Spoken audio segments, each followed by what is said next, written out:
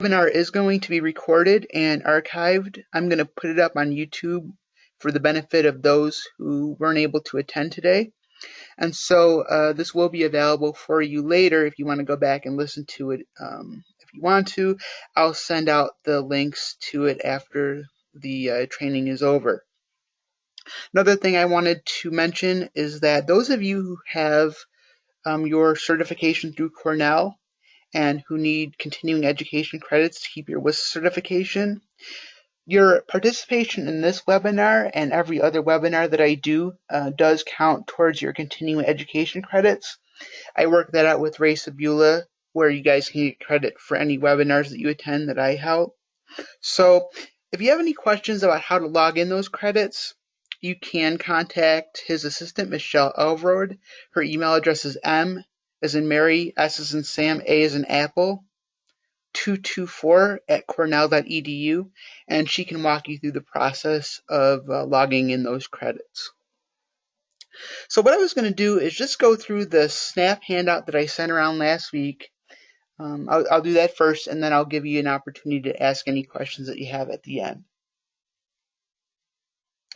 And the reason why I wanted to do this webinar is because I know that a lot of you have clients who are either referred by DARS or even clients that aren't referred by DARS that come to you that might be on SSI or SSDI that are also getting SNAP benefits.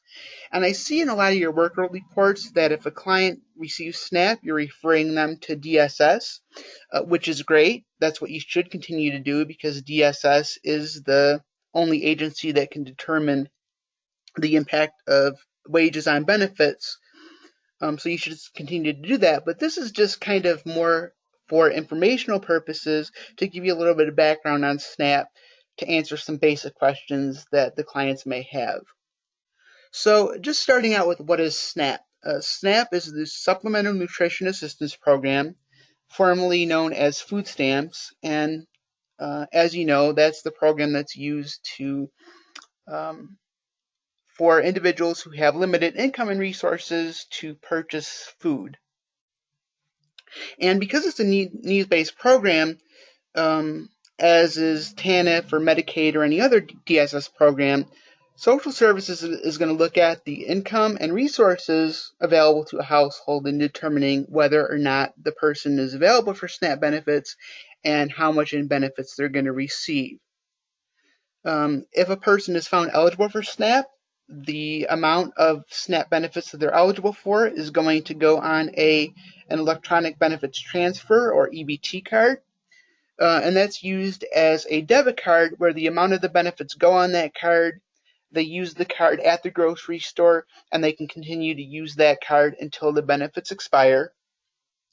And then they would have to wait until the next month for the card to be refilled before they can use it again. So it kind of works like just a prepaid debit card.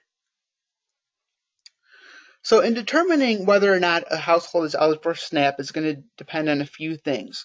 First thing, obviously, that DSS is going to look at is the income of the household. And I've given you an example of an income limit for a 3-person household. I didn't put the whole chart in the handout, but I've given you a link here to the DSS manual. And if you click on that, that'll bring up the income chart. But basically, the more people in the household, the higher the income limits are. So the income limits depend on household size. And using the example of a 3-person household, the income limit is $2,177 per month gross. And the net income is $1,675. That's for a household of 3. And the difference between the gross income is what the household is paid, and the net income is what how much of that gross income that Social Services counts in determining the SNAP amount. Not all the income that the household has coming in counts when determining eligibility for SNAP, and I'll go through some of the income exclusions in a minute. And then in addition to looking at income, Social Services also looks at resources, and there's 2 different resource limits. There's a resource limit for households with individuals age 60 or over or disabled, And then there's a resource limit for households without a person with a disability or 60 or over. So that resource limit is $3,250 if a individual has or if a household has an individual age 60 or over or disabled. And so if they're on SSI or SSDI, they would be entitled to the higher income limit. Or the resource limit is $2,250 if the household does not have a person with a disability or age 60 or over in it. And here's some common examples of what social services counts as resources. And by the way, those resource limits are the same for every household, regardless of the household size. Unlike the income, where households with more people can have higher incomes, the resource limit is the same for every household, regardless of household size. So just keep that in mind. So some examples of what counts as resources is cash on hand at the time that they apply, any stocks and bonds, bank accounts that they might have, or lump sum payments. An example of a lump sum payment at the time they apply is somebody got like a retroactive Social Security or SSI award or a workman's compensation payment in a lump sum. Those are some examples of countable resources. A bank account, checking savings accounts, stocks, bonds, and cash on hand. That's pretty self-explanatory. How to apply for SNAP. There's a few different ways that a client can do this. One is by applying online at Virginia's Common Help website, which is commonhelp.virginia.gov. Or if the client doesn't have internet access or access to a computer, they can still print out and fill out a paper application. And I've given you the links to both of those within the handout. I'm not going to take the time to go through the application now for the purposes of time, but if we have time after I've answered all your questions, I'll go back and go through the application with you. The Common Help application is just an electronic format of the paper application. All the information that's gathered in the paper application is also going to be asked on the Common Help website. It's just an identical form of the paper application. So when somebody applies for assistance, there's an interview requirement that goes along with that, where the caseworker is required to meet with the client, go over all the income and resources they say they have. They're going to ask for documentation in terms of pay stubs if they're working, or a W-2. They'll ask for proof of resources via a bank statement or proof of any stocks that they have. And usually that interview is a face-to-face interview.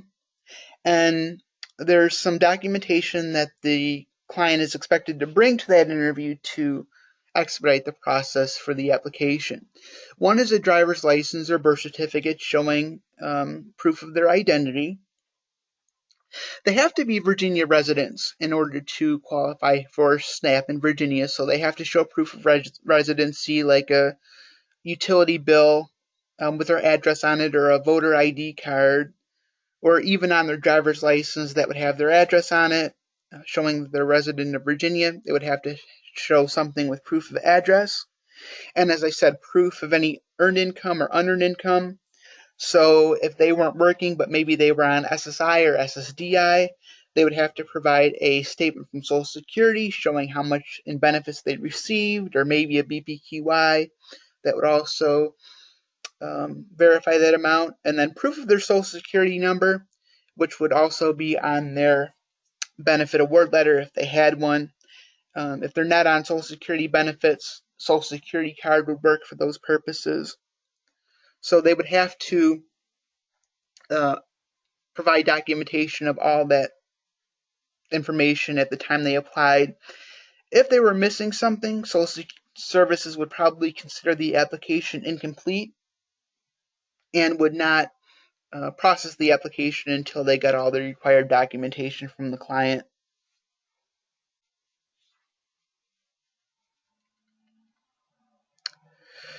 All right, so what kind of income does social services look at when somebody applies for SNAP benefits? As I said earlier, there's a gross income limit and a net income limit based on household size. I put down some of the most common income exclusions that social services doesn't look at when somebody applies for assistance. These are some examples of income they do not count when somebody applies. Child support payments if the child support is kept by the Child Support Enforcement Unit at DSS. So let's say, for example, you have a single mom that has 2 kids, and she's been fighting with her ex for child support, and they've had to go to court and all this stuff. She hasn't been getting anything from the father, and she's been on maybe say TANF until the child support payments are coming through. Social services might say to her, once she starts getting those child support payments, we're going to keep a percentage of your child support money to pay back the TANF assistance that you received while you're waiting for your child support to come through.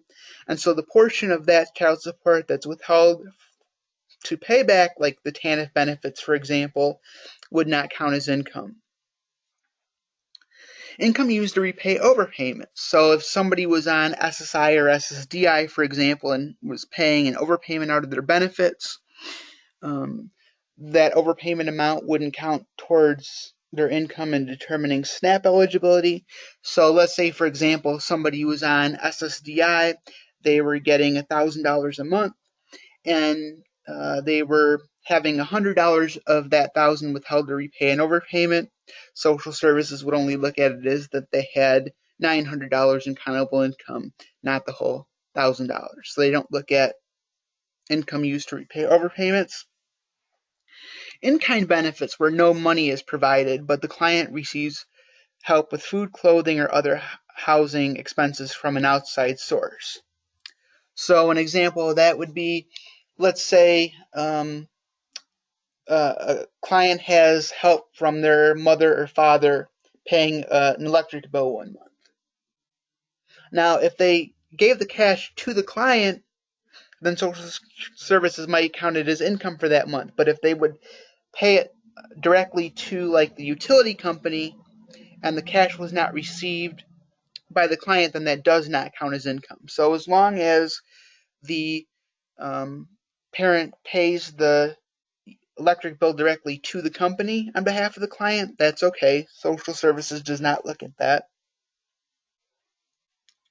HUD payments. So if somebody was on Section 8 and got assistance paying their rent, those types of assistance would not count. Retroactive SSD and SSI benefits. Now this is where it gets kind of tricky, because in terms of income, social services does not look at retroactive SSI or SSDI awards, but it does count as resources. So let's say, for example, if somebody received a retroactive lump sum this month, it would not count as income, and as long as it was spent down by the next month, it would not count as a resource either. As long as their bank account was under the resource limit the next month, they'd be okay.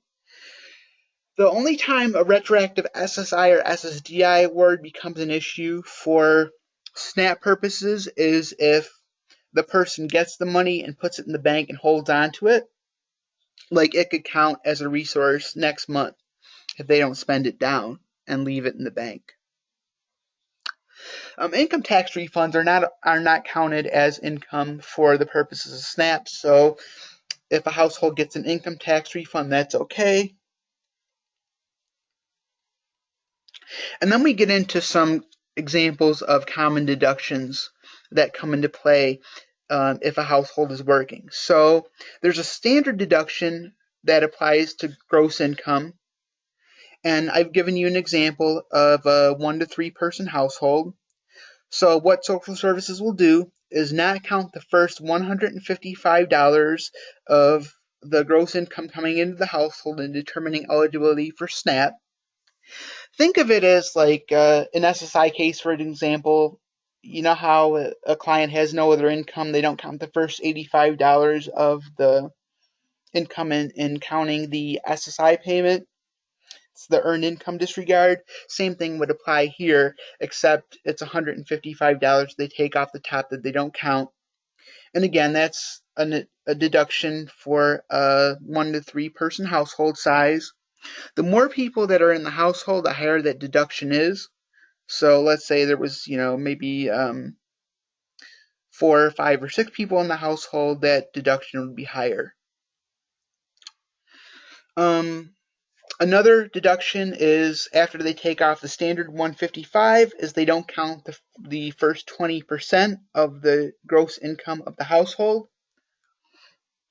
That's an earned income deduction. So again, going back to the SSI example, after Social Security takes off 85, they divide by 2. You know how they don't count half. Same thing would apply here. Social Services doesn't count the first 155, and then they disregard an additional 20% off of that.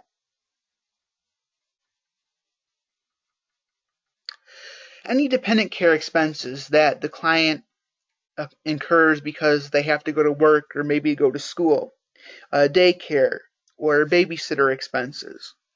Those deductions can be used to reduce countable income. So if a client, let's say, is paying, $300 a month in child care for their kid to go to daycare while they're working or going to school, then Social Services will allow them to deduct that $300 from their countable income in determining their SNAP benefits. And then they also allow allowances for shelter costs. And what Social Services will do here is to look at all the expenses for the household apart from food. So let's say rent and utilities. And then expenses after they add up the rent and utilities that exceed 50% of the total household monthly income can be deducted for up to a maximum of $504 per month. So the amount of that deduction is going to depend on the client's individual circumstances. It's going to depend on how much they're paying for rent and utilities. But they do allow for deductions for shelter expenses if the combined household expenses are higher than income. And there are more exclusions than that. I didn't put all the income exclusions in here, but I've given you a link to the SNAP manual. If you click on that link, that'll bring you up to the section on income exclusions and give you a more inclusive list. But there was one on here that's really important that I didn't put down. That was an income exclusion for tuition assistance. So Social Services doesn't look at that either. If somebody's, let's say, getting a Pell Grant to go to school, the amount of that Pell Grant does not count as income because it's going directly to pay for education expenses. Same thing would apply if a person was getting help with tuition from like DARS. If DARS was sponsoring them, the amount of that assistance does not count either. And then before we move on to the resource exclusions, I wanted to bring up one more point about the resources. The resource limits apply to every household unless the household is also receiving TANF benefits. If the household is receiving TANF and SNAP at the same time, then those resource limits don't apply to that household because for TANF benefits, they only look at income, they don't look at resources. And so if a household is also getting TANF, they can have resources above that limit that I gave you and still be eligible for some SNAP benefits. But again, that only applies if they're getting TANF as well. If it's just a SNAP household, they have to abide by those resource limits. So what counts as resources? Not everything that the person has counts as a resource. And a lot of these resource exclusions are the same as what Social Security will disregard in determining eligibility for an SSI case, like property, vehicles. The only difference there is like SSI will deduct the value of one vehicle. If the person is using their vehicles for the purposes of getting back and forth to work and school, then the value of the vehicle is excluded for SNAP. It can be more than one vehicle. Household goods, so they don't count the value of furniture or dishes or anything else that's used to furnish the household. The client can have a burial plot. That doesn't count as a resource in a retirement account. So if they have a 401k or anything like that, they can keep that resource and still be eligible for SNAP benefits. Also things like an individualized development account if they have an IDA.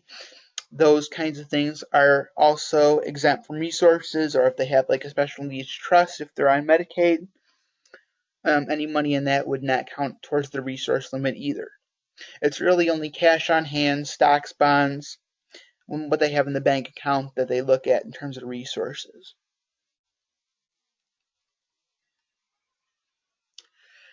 Now, if somebody's approved for SNAP benefits, they're going to have to recertify every so often to continue to be eligible for those benefits. And the amount of the certification period really depends on the household circumstances. And I've given you a little bit of a chart here.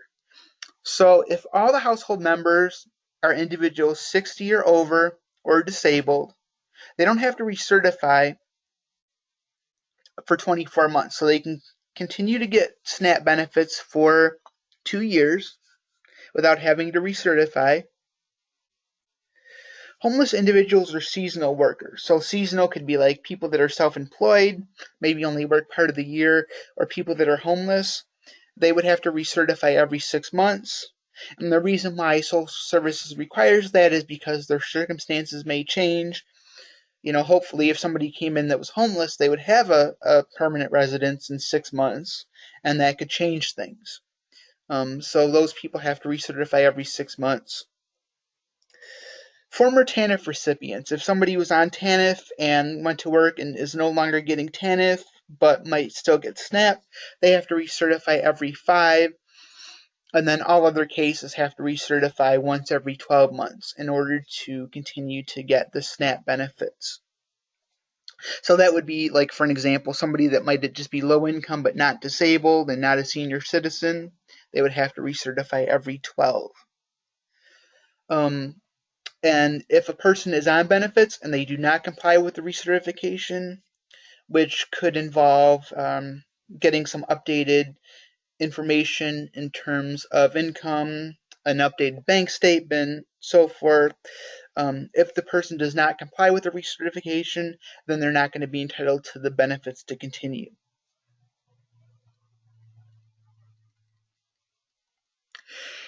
In the case of a SNAP applicant, there are times where the cases can be expedited. So typically it takes 30 days from the time a person applies until the time that social services determines eligibility. But if the household has less than $150 a month in income and less than $100 in available resources, or if their household bills and expenses are higher than their income and resources combined, so in other words, if they're paying more for utilities and rent than they have coming in, then it could be possible for their case to be expedited. And rather than taking 30 days to process the application, social services is required to process the case within 7 days. And just a note on applying and on recertifications before I move on. Social services is required to provide reasonable accommodations to anybody who requests them when they apply for assistance or when they recertify. And some common examples of that include, let's say a person has a learning disability and they can't complete the application on their own for assistance. They would go to the worker and say, "Can you help me complete the application?" And the worker would be required to do that. Another example would be Interviews are usually face-to-face, but if a person was a wheelchair user, for example, and they couldn't get out of the house, or if they couldn't get to the office, an example of a reasonable accommodation might be to do a telephone interview and then allow the person to mail in verification of their income and resources rather than doing it in person. So they are required to do those types of reasonable accommodations on request.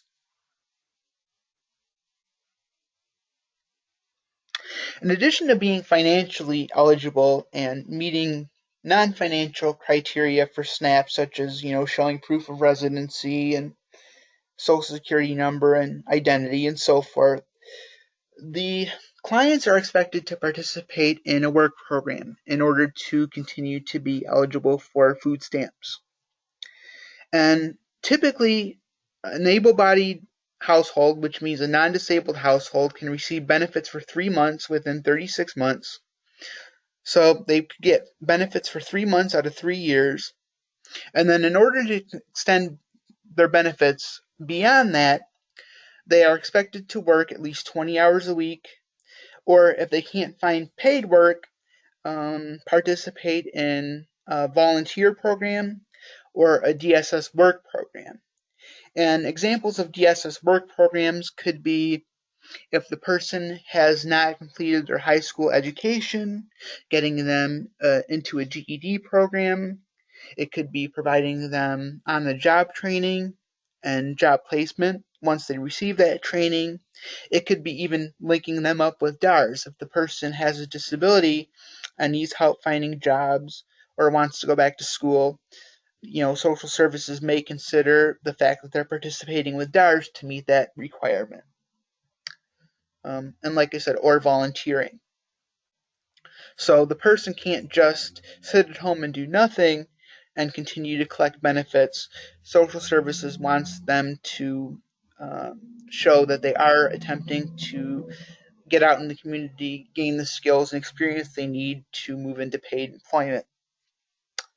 The exception to that is that if a person is disabled, and it doesn't necessarily mean that they're on Social Security disability, but if the person is disabled, they are exempt from that requirement. So they are not required to fulfill that work requirement to receive TANF, and that's because they've already been determined not able to work.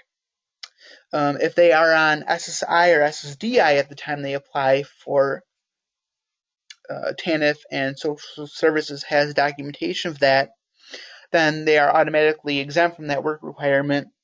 If they're disabled and they don't receive SSI or SSDI already, then the state could make a determination based on their disability. But if they are determined disabled and not able to work, they can continue to receive SNAP without fulfilling that requirement.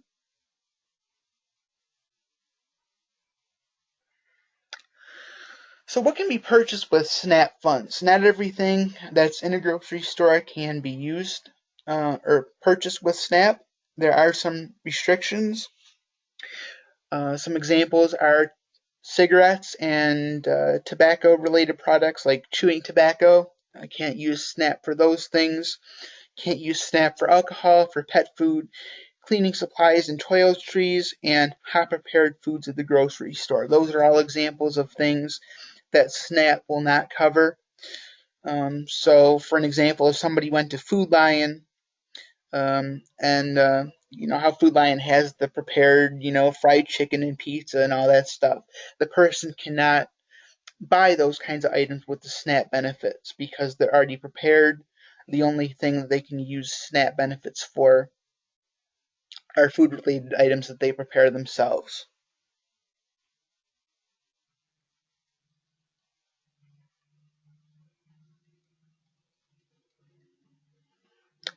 And so what should a person do if benefits are denied? So depending on the circumstances, like I said, typical processing time is 30 days from the time that the person applies for assistance, or else a week if it's an expedited case.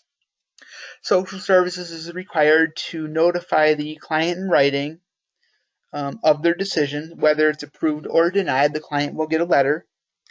And if the benefits are denied, the person does have some appeal rights if they disagree with the decision, much like they would in a Social Security case. The difference with the SNAP, though, is that while most Social Security decisions have to be appealed within 60 days of the date on the letter, in the SNAP case, it's 90 days. So they would have to appeal the decision within 3 months of getting a letter stating that they were denied. And it's not just a denial that they can appeal either. There's a few other things, circumstances that would warrant an appeal. So in addition to the denial, other things that they can appeal is the delay of a timely process of the application.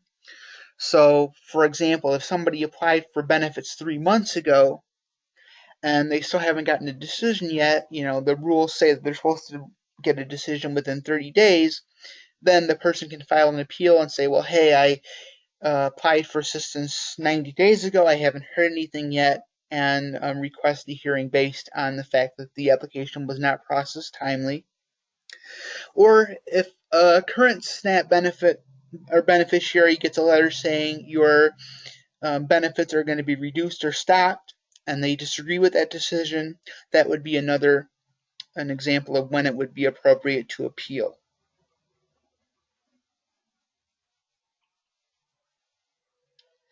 And then just one final note on the SNAP-IT program. This is an employment and training program that provides links to job training resources, resources that may help a client work, like maybe a one-stop center that would help a client work on their interviewing skills, on resume writing. They could place them with a job training agency, job placement agency, or link them up with DARS if they have a disability. The goal of this program is to link the clients up with the resources they need to get the services and experience they need to move into full-time employment. But the state is not mandating that a client do this, participate in this program. They do want them to get out and volunteer or work a minimum of 20 hours a week if they're capable, but they do not have to go through this program in order to do that. They can fulfill that requirement on their own without having to go through the SNAP-IT. So this program is optional.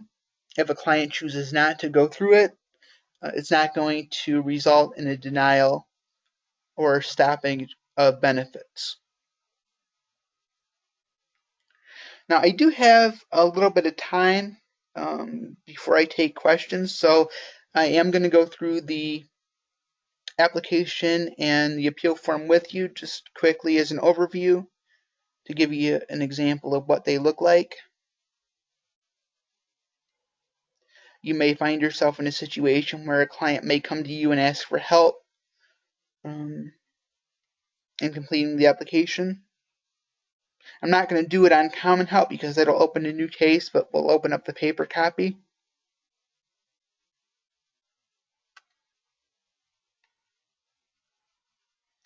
And you'll notice that the application for SNAP can also be used for other benefits like auxiliary grants, TANF, disaster assistance, and TANF emergency assistance.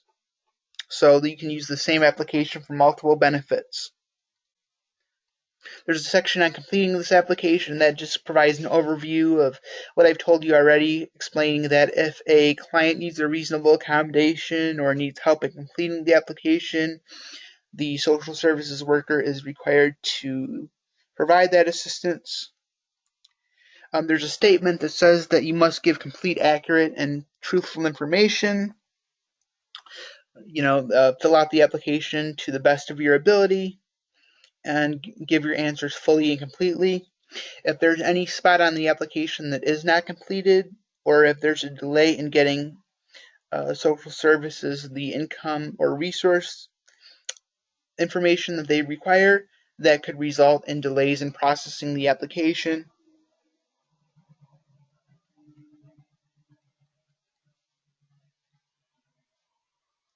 And it just says that social services may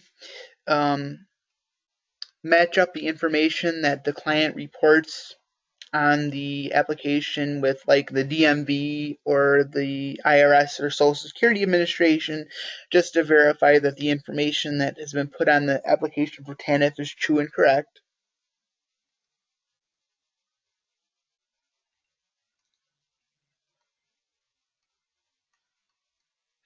Um, there's a spot that says that you may be eligible for emergency assistance if you meet the criteria of having no income or resources or are homeless.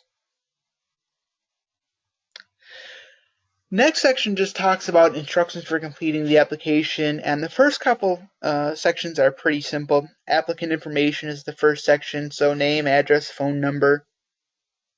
Household composition for everyone that lives in your home. So even if the person has a household member that is not applying for assistance, social services is going to ask for them to be listed on the application. So if, for example, a mom is applying for benefits for herself and her 2 kids, but she's also married, even if her husband's not applying for assistance, he would be listed on the application as part of the household. Next section is income. So this is just where they would list any earned income they had and verify that with pay stubs or W-2s. Any unearned income such as Social Security Disability, or SSI, would also be listed here. And then the next section is resources, where they would list if they have bank accounts or cash on hand or what have you. And they would also have to provide documentation of those benefits or of those resources in order to get benefits. And then there's a section on penalties at the end of the application that basically says that they might face a penalty if social services finds that they provided incorrect information to get the SNAP assistance. So common examples of penalties might include, denial of benefits for 1 year. They would not be able to apply for 1 year if they found guilty of a penalty. Another time might result in a fine and a stoppage of benefits. And then, for repeat offenders, it could result in some criminal prosecution. So the penalties for providing false information are also on the form. And at the top of the form, this is where they can go ahead and request expedited service. They would list all their income and resources, and if their income and resources are less than the amounts I gave you, like the resources are $100 or less, the income is $150 or less, then they can be eligible for expedited service. And again, social services would have to make a decision in 7 days. You can also use the application for voter registration, so if they're not already registered to vote, they can use this form to do so.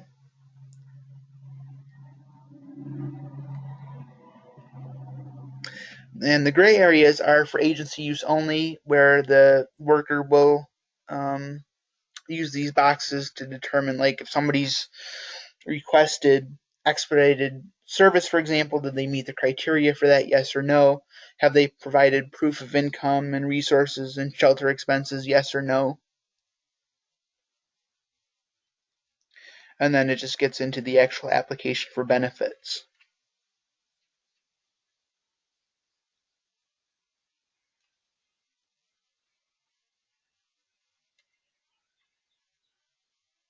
Before I take any questions, I'm just going to quickly go through the appeal form as well, just so you can see what that looks like.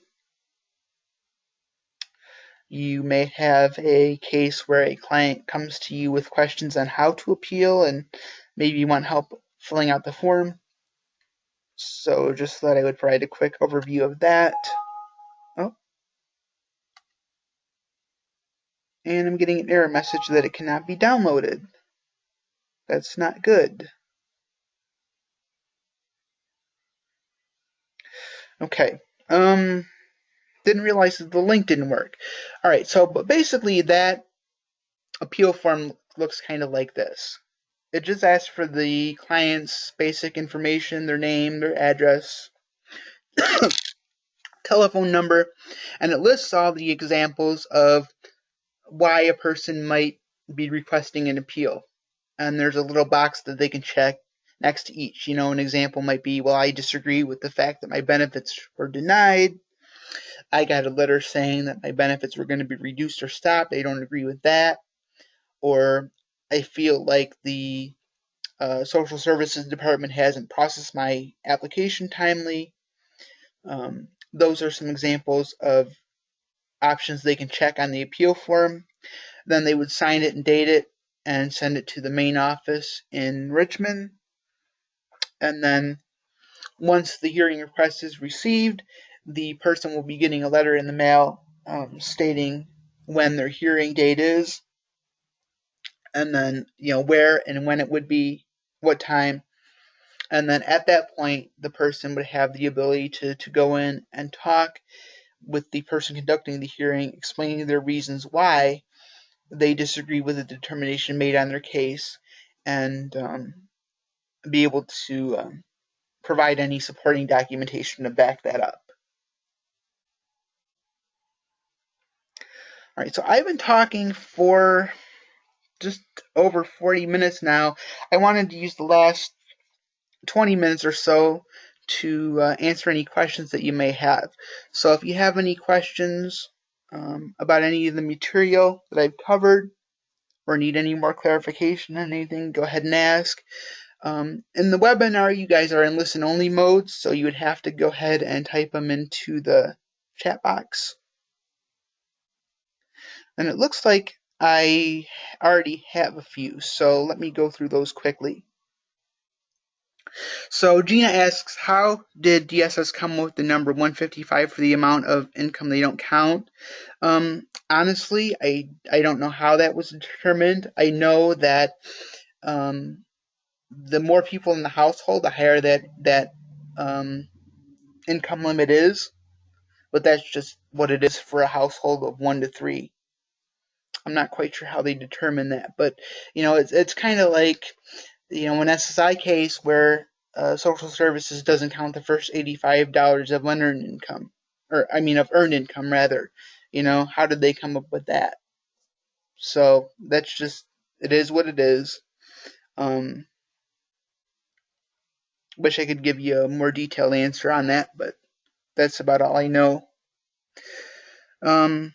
So Abra asks, if a person is on SNAP program, does the eligibility affect a person who becomes self-employed? Will they use the spreadsheet for proof of income? If a person is self-employed, yes, they would basically ask the person to keep records of when they work and what they've made during the period that they work, and kind of spread that income out over the period worked. So, for example, if the person alleges that they worked for 6 months, they would take the amount of money that the person's made over that 6 months and divide by 6 to determine what the monthly income is. But yes, they would ask for documentation from the client as to what they made in the period they worked.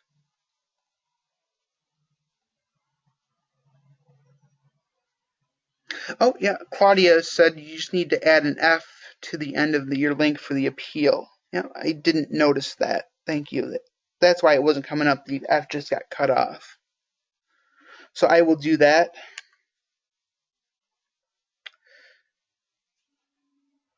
And then Laura said the same thing. Thanks for pointing that out.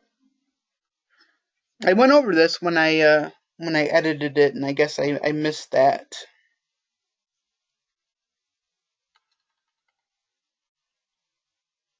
And then Trina asked, do you have to be head of household to file for SNAP? Not necessarily. It can be, but not necessarily. Like a mother can go ahead and apply for SNAP assistance for her 2 children. She would be part of the household when she applies for assistance, but she doesn't necessarily have to be the one applying for assistance.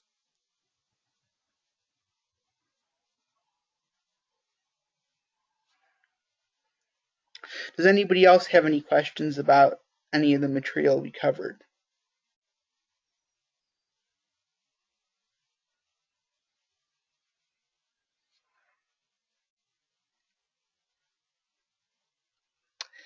If not, I think what I'll do is quickly go through the appeal form. Okay, Nathaniel has one, and looks like so does Terry. Does a tax refund count as a resource after 30 days, like an SSI retro lump sum payment? No, tax refunds are exempt. And then Nathaniel asks, does income count the day that you earn it or the day that you get paid? I believe for the purposes of SNAP, it's when you receive it, kind of like SSI, not when you earn it. So, the amount of the pay periods would impact eligibility from 1 month to the other like it does in an SSI case. But the best thing to do if a person is working is to continue to report the wages in a timely manner, just like they would do with Social Security. And as long as they report those wages in a timely manner to their DSS eligibility worker, the eligibility worker can go ahead and determine the amount of the assistance based on the income for that month. And I didn't put down the standards of assistance for each household size, but the amount of benefits they're going to be entitled to is dependent on a few things. One, obviously, is their income. The higher the income, the less in benefits they're going to receive for the month. But the household size is a factor in determining how much the amount is for assistance. Like if the mother wasn't working and requested assistance for herself and her 3 kids, household of 3, the standard of assistance is about $511 per month, and then it would be less if income came into the picture. So the amount of benefits that are entitled to every month is dependent on their income, their resources, and household size. And social services can determine that when they apply for the assistance.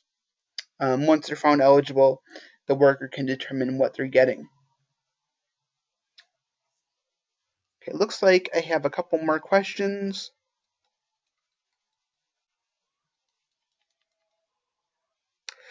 Christina asks, if someone loses their job, should they report it to social services immediately, and could they expect an increase in SNAP benefits on their EBT card?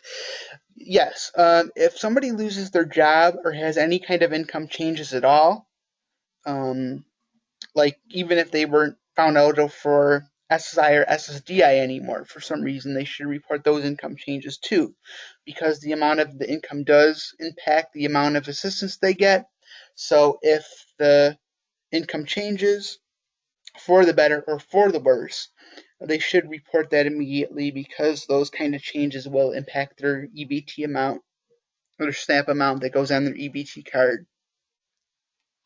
And then Laura asks, with retroactive SSI and SSD benefits are received, are they counted as a resource in 30 days, or does someone have a longer time period? Okay, so it's basically works like this. If the person spends the money down when they receive it, it does not count at all. But if they hold on to it in the next month, it does count. So if they still had it in the bank within 30 days, it would count at that point, I believe. I believe they only have 30 days to spend it down. But I can go ahead and check on that. I could be mistaken, but I believe it's a 30-day period. If I find out differently, I will let you know.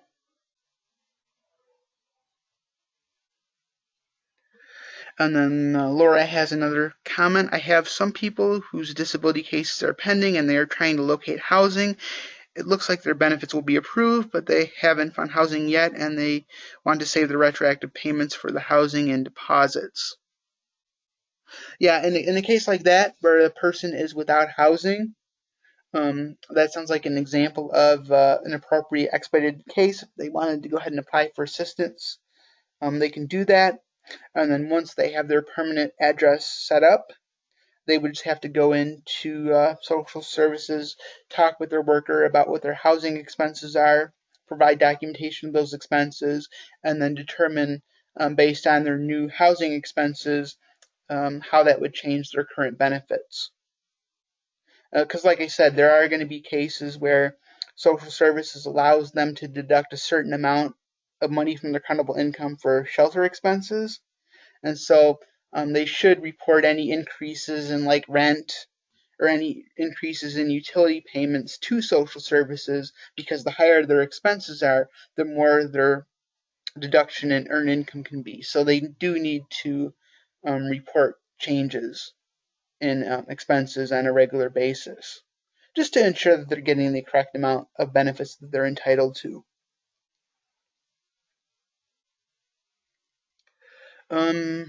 Any last questions, concerns, or comments?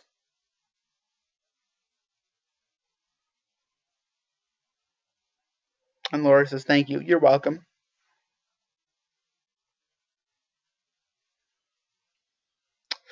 All right, so let me go ahead and pull up the appeal form. We'll just go through it very quickly. And then once we do that, I want to give you some information on some upcoming webinars. I just put a few on the calendar today.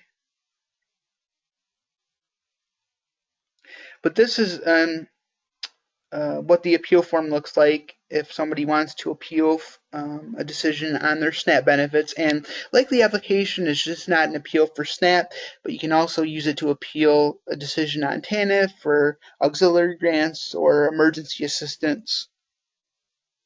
And then it just says, I hereby review a request of the action from social services in the county of, they would just put the county where they live and where they applied, and for the reasons checked below. And so this is just asking, why do you disagree with the decision? You know, I disagree because they refused to take my application. I disagree because I've been found ineligible for services, and I believe that I am. I feel like I was eligible for an expedited case, and I wasn't given the opportunity to have my case expedited, or I disagree with the decrease in my SNAP or whatever. So whatever the reason is, they would check the appropriate box. If the reason for the appeal is anything other than what's listed here, there's a little space there that gives them an opportunity to explain why they disagree. And then I want my SNAP benefits to continue until a hearing is rendered yes or no. So they do have the ability to request a continuation of benefits while the hearing request is being processed. And it says that I understand that any assistance and SNAP benefits received until a hearing decision is given must be repaid to the agency if the hearing decision supports the action supported by the agency. So basically what that means is the person can request that their benefits continue during the appeal, but if they go through the appeal and they do not win, then they would have to repay the benefits that they received during the appeal. And then they just sign it, date it, and send it to their hearing office in Richmond, and then a hearing will be scheduled based on that. And again, they have 90 days from the time that they get a letter to appeal the decision within the letter. Just wanted to make a couple quick announcements about upcoming webinars before we end for the day. Next month's webinar is going to be on June 21st, same time, 1 to 2. And I'm going to do a session just doing a refresher on Medicaid Works and 1619B. We have a lot of newer folks that have just recently become certified and folks that are going through that process now. So I kind of thought that would be helpful to provide a refresher for those folks. And even for the more experienced folks that know this stuff, a refresher never hurts either. So once I get those webinars set up, I will go ahead and send out the links so you can register if you're interested. And other than providing an overview of the programs, I'm also going to talk a little bit about how the 1619B and Medicaid Works work together. Some providers don't know that clients can be eligible for both benefits at once, and a lot of the counselors don't know that either. So I'll talk a little bit about, how it works together if a client meets the eligibility for both programs. And then on July 20th, I'm going to be doing a webinar on auxiliary grants with a colleague of mine from the Adult Protective Services unit that's part of DARS now. Her name's Tashawn Harris. She's agreed to do a webinar for you guys on the auxiliary grants. She works in the eligibility unit there, doing eligibility for folks on that stuff. I know a lot of you had questions about who qualifies for the AGs and how earned income impacts that. So we're going to be doing a webinar on that on July 20th from 1 to 2. And I will send you out the links to register for that one. That's going to be a really helpful webinar for those of you that has questions. She's going to do a PowerPoint for us and just go over kind of what the eligibility criteria is for the AG and how they look at income when a person goes back to work. So that's going to be a really great one too. Still have about 4 or 5 more minutes. Are there any last questions, concerns, or comments?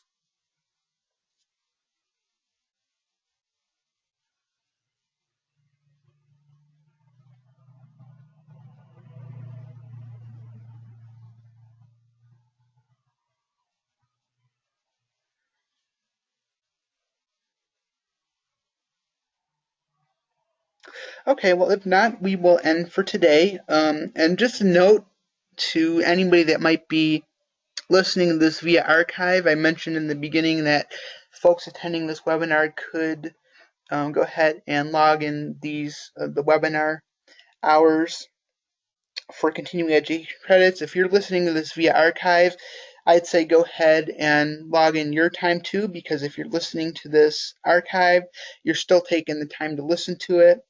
And so I consider that the same as attending it live. So go ahead and log in those credits too. And really, it would just be the date of the session, today's date, the name of the webinar, which is TANF, or SNAP rather. TANF was last week. And then you put my name and the duration of the session, which would be an hour. And again, any questions you have about logging in those credits can be directed to Michelle Elvred at MSA224 at Cornell.edu. She can guide you through the process of logging those in. And looks like there was one more question. I watched the archive of TANF and would like to have the handout you provided. Is this possible? Sure. I thought I sent the TANF handout to everybody, but maybe I just sent it to the folks that participated. Is there anybody else on the line now that did not receive the TANF? And Trina says, where is the archive? Okay. I thought I sent out an email with the TANF archive and the archive link, but that might have been to the VR counselors, and I might not have sent it out to all the WISAs. So I will do that after the meeting. Yes, I do have the handout and the archive, and I will send that to anybody who's interested. Okay, Avery, you did get it. Okay. Yeah, you're welcome. Thank you for your time and attendance and participation today on this rainy, dreary day. I hope I didn't put you all to sleep.